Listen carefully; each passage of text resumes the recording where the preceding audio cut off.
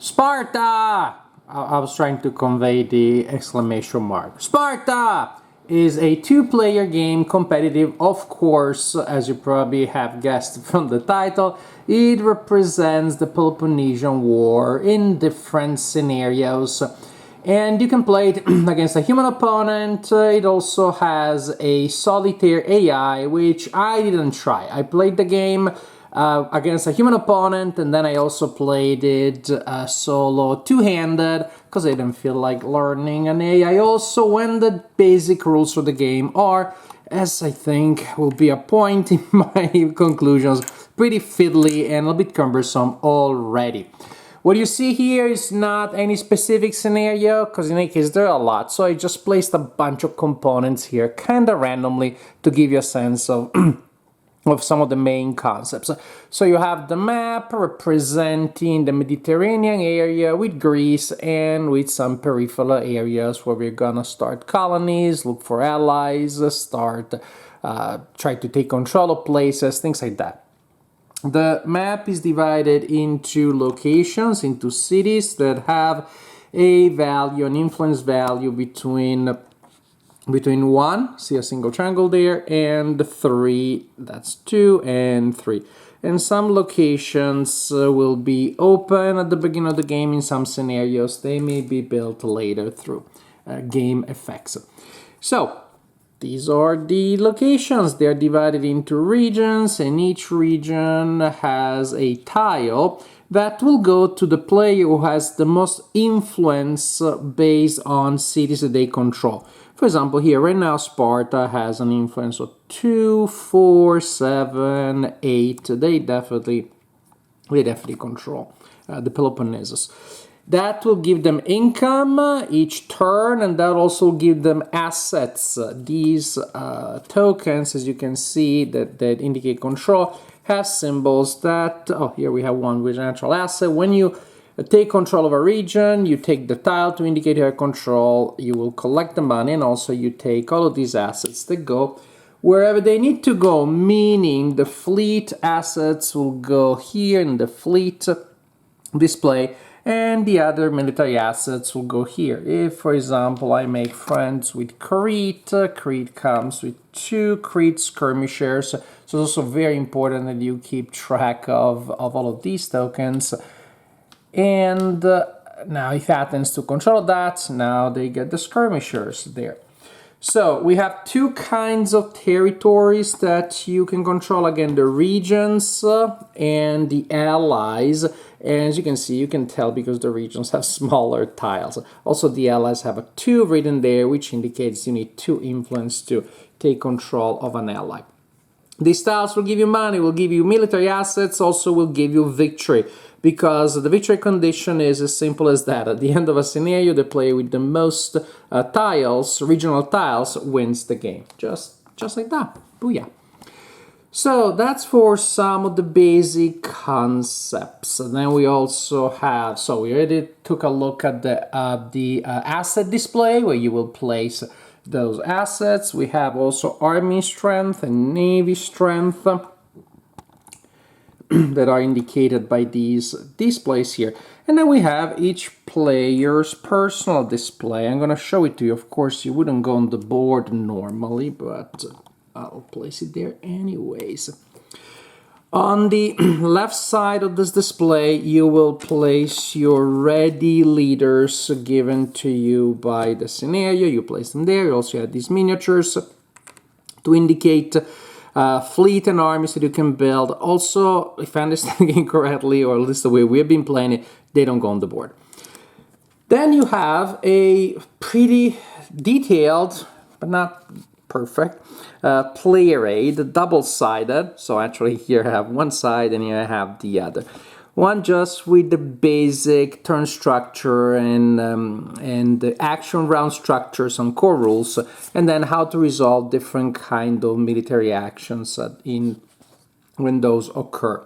The game is card-driven, and so you're gonna have a pretty good number of cards, with different symbols indicating that they will be used in different scenarios, or no symbols at all. And so depending on the scenario, you will prepare the deck accordingly. And that's a bit of a pain, because you look at the ones for the symbol and then they may have individual cards say, oh, you also need to add Eastern Envoy and Opportunism to that deck, and Cyrus and Intrigue to that deck, kind of thing. Here you also have different phases of the scenario in which they take place. Some cards will be used only once, then they're removed from the game. The other cards then come back and once they're discarded, and then they come back in the main draw deck. Pretty simple. It's a card-driven game, and when you play a card, you do what it says. So it's very basic, minimalistic, card-driven mechanism. So many games, they will have a generic, they have an effect, and then some other effects you can choose from. Maybe a generic resource, you can choose the effect to get 4 action points. Here, you do the action or you do not. And some may give you some choices, some do not. Also, many of these actions will be better when you spend a favor token, and there are different ways of collecting favor tokens. Battles are one way, the Olympics are another. There's going to be an Olympic at the end of each turn, and so that's one way. So you will have your hand of cards, 6 at the beginning of a round, and then it's finally time to start the round. But so, well, first, each turn you'll have a little bit of upkeep. You need to go through every region and check who actually has control, so you assign or reassign these tokens and the assets that come with them. Then players, then you need to calculate the starting army strength for that turn based on these instructions here. Then players can spend talent to increase their navy strength, and the number under your navy, number of talents, how much you spend to go to the next step. Recruitment, you may have to spend money to bring back eliminated assets. Rebuilding, you remove raid tokens from the previous round. Then finally, deal action cards. Then that's the heart of the game, where each player will take 6 rounds, and each round they play a card and do a bunch of other things. And at the end, you will have a mini phase of resolving the Olympics. This is so the main heart of the game, the actual players' turns. Yeah, I don't really know where to start other than this, because the tempo, the cycle of actions is a bit complicated. Let me just say this, when it comes to military matters, there will be a point in the turn where you can mobilize, meaning you spend money, usually $3. You take one of your ready leaders, and which may be unnamed or named with unique effects. They may be basic, they may be veterans. To mobilize, you take one of your ready leaders and you place it under an army, and that's it for now. It doesn't do anything yet. There's a phase of the turn when you deploy. You must deploy. My understanding is you must deploy forces, which may be armies, which may be fleet. You must deploy the ones that you mobilized. Fleets, you simply deploy them anywhere that has an anchor, and so that's, say, a fleet number 1. So I place this token here and say I decide to send it here to Ellis. Army, you have to march them from locations that you control, and so, for example, I'm Athens, and I can march an army from there to there. I indicate that I do have a path, and so I place that army there. So 1 turn you mobilize, make them ready. 1 turn you deploy them. And for now they don't do anything, they just sit there. It may be that my opponent now goes and they have mobilized an army previously. They need to deploy an army, and then they send an army where I go there. They send an army where my army is. Then There is a phase in the turn where you get to raid with the forces that you sent the previous turn and that are not engaged in battle. And so, for example, I can raid there. It gives me a talent. It also annoys the locals, so if they were not loyal to my opponent, they are now. Then I can just choose to send the fleet home after the successful raid and the leader becomes spent. Or I can choose to start a siege, in which case the fleet becomes an army. I take this token, I replace it with an army token. Where's an army number 2? I replaced this because the debarked, the leader that used to be the fleet becomes the leader of the corresponding army. Very simple, as you see. I also place a siege token because I decided that I wanted to stay there. And then, of course, there will be battles.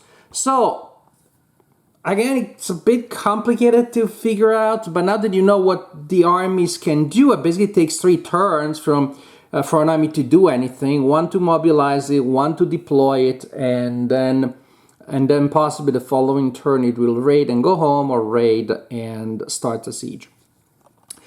Also battles, win or lose, both armies will leave. But now that you know how that works, now you may get a sense of how the action round works. So at the beginning of the turn, the first thing you do when it is your turn, you resolve raids from forces you mobilized the previous turn and haven't done, no, forces you deployed the previous turn, they haven't done anything yet, and they're not in a battle.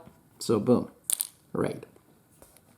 Resolve that, you finally, you play your card and do what it says. Then you deploy the things that you had mobilized the previous round but are still on your mat and they haven't done anything. Then you mobilize forces, meaning assign ready leaders to forces that are available. Oh, I decide to mobilize that, paying money. Then if you have an ongoing siege, that is when you continue the siege. You will roll a die. Dice in this game have 3 successes, 2 neutral, and 1 failure. You will start with a die, but then you'll modify it in ways that will lead you between 0 and 3 dice. For example, you get +1 die, you have more adjacent, unrated, unsieged, friendly control spaces and allies than unrated, unsieged, hostile control spaces and allies. Very simple, very intuitive. The dice are added, and then you roll the dice, and you see if you're making progress. For each success, you will reduce the influence of the opponent, and when the influence has no opponent, the opponent has no influence, then for example, that was a 1 influence. If I just reduce that by 1, then it's all good. Everybody's going home. My army leader number 2 becomes spent. And that's it. So that's for sieges. So you roll dice, you look at modifiers, you roll dice. And you see if you're able to reduce that enough. Also, each round that the siege continues, it costs you 2 talents. So that's quite expensive. Battles, you need to calculate the battle strength. You start by looking at a battle strength of 0 on this display. You set the marker there. Then you move it by 1 for each kind of asset where the player has superiority. If it's a naval battle, right now the Athenians get 1 because they have an advantage there. For land battles, you check all 3 types of assets separately. For example, the Spartans have a +1 because they have elites, but the Athenians have an advantage in skirmishers, so that cancels each other. And then the Athenians have an advantage on cavalry, so +1, 0, -1, all that calculation was for not changing that. Home advantage gives you an advantage, and then players can play battle cards. and these battle cards may give you different kinds of advantage for the battle itself and or for after the battle. Say, for example, now I'm messing with your assets on that display I showed you earlier, now you don't have that advantage anymore. So players play things, and ultimately this will go back and forth until it's somewhere, which may be that actually all that for nothing, meaning that the battle ends in a tie. Win or lose or a tie, everybody leaves the battlefield. If you win the battle, you lose 1 strength and you gain a favor. Again, these tokens that can be used for different kinds of advantages. If you lose 2 strengths. If it's a draw, everybody loses 1 strength, but again, then everybody goes home. So actually, one of the biggest uses of the battle is to prevent a change on the map. It's just prevent the opponent from doing anything. You send that, and their action is annulled. Their attempt of changing things on the map doesn't happen. Also, you roll to see if a leader that was in a battle becomes a veteran, or is killed, or goes home and takes a nap. Finally, we have the Olympic Games. There's a whole procedure. If there's still military units on the map when it's time to end the round and resolve the Olympics, there's a whole procedure. So are they going to stay on the map and breaching the peace? And you need to resolve that. Then you check how many dice each player rolls in the Olympics based on various factors. You roll those dice, you see who has the biggest number of success. Hooray, the Spartan won the Olympics. What is the big deal here? There are 2 prizes at the Olympics, and one is 2 talents. The other prize is 1 talent and a favor token. The player who won the Olympics chooses which one they get. The other player gets the other. So all the things, breaching the peace, looking at modifiers, rolling dice, they both get a talent, and this is the difference. That's all the difference. And this somehow is, to me, is a perfect symbolic embodiment of the fiddliness of this game, in which there are so many moving parts, so many things that you do, and after you went through all the steps, you wonder, was it worth it? Was it really? My feelings about this game are mixed at best. And the biggest thing is that there are just so many moving parts, so many little procedures, not all of them super intuitive. And you go through all these steps, and at the end, I don't know that they do all that much. Also, it is different from other card-driven games in that it almost feels like it's a card game next to a board game. I didn't see the card-driven engine being integrated at a deep level with the actions on the map, as I've seen in so many other card-driven war games that I like. The fact that the cards are very rigid, you do or you do not use a certain card, it is good for you or it is not, and there isn't any intermediate level, no generic action point resource that you can use for flexibility. Again, makes that almost again separate from the rest. I perform these actions, which are mainly diplomatic, very often diplomatic, occasionally also military. I perform those actions, and then from time to time there is a military thing, which really again feels separate from that, because there's also separate parallel game in which one turn you mobilize an army, the next turn you deploy, but it doesn't do anything. Oh wait, you came to attack me, so now we have a battle and the armies go home, and all that amounted to almost nothing. Or I mobilize an army, I deploy it, and then I get to raid and I go home again. I don't know, that doesn't seem like a great work or great strategy. It could be, but then I start a siege and it bleeds me dry, bleeds me white because of the talents, etc, etc, etc. It feels like, I almost feel like that game could be its own, and you just figure out a different way to allocate and give players resources without the cards. And I don't know, I just feel like 2 separate games. I didn't feel a lot of connections there. And ultimately, you need those tiles to win the game. You need control of the various regions. And if you have a lucky hand, a couple of cards that will allow you to spread out to spread out a lot of influence, and then you kind of like just hold on to what you have, and you use your military just to prevent changes to the status quo, because that is the biggest use of the military.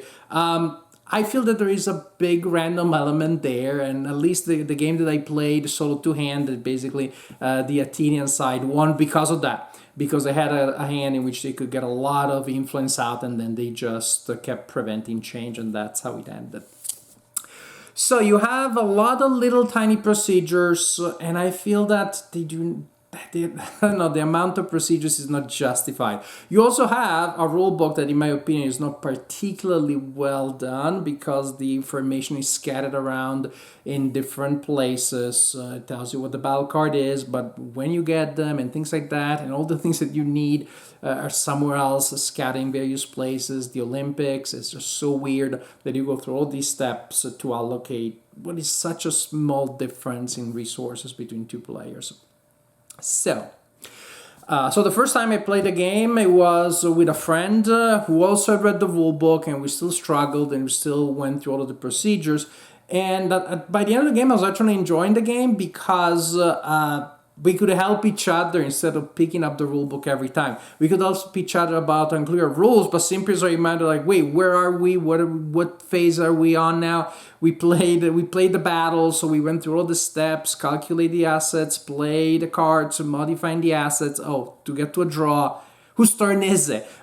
It was nice to have another player there so that we could remind each other where in the flow, how to implement all of these like teeny tiny procedures. Two-handed solo, I did not enjoy it all that much, because I was like, well, whose turn is it? And again, doing all those phases, switching from one side to the other, didn't work for me. If you don't mind all of these procedures and you want to put in the extra effort of learning the AI, it may work well for you, but it doesn't for me. Sparta, again, when it started flowing, it was okay, but with all the drawbacks that I told you about and that I felt as I played the game, I think the only way I'm going to play it again is with a player, with a friend who also knows it, and maybe helps me set up the game and the decks. I'm never gonna teach this game to anybody, including the fact that in 2-3 weeks from now, my memories, all of these little steps will be very hazy, and so I will need to relearn it from scratch, and I don't think I will.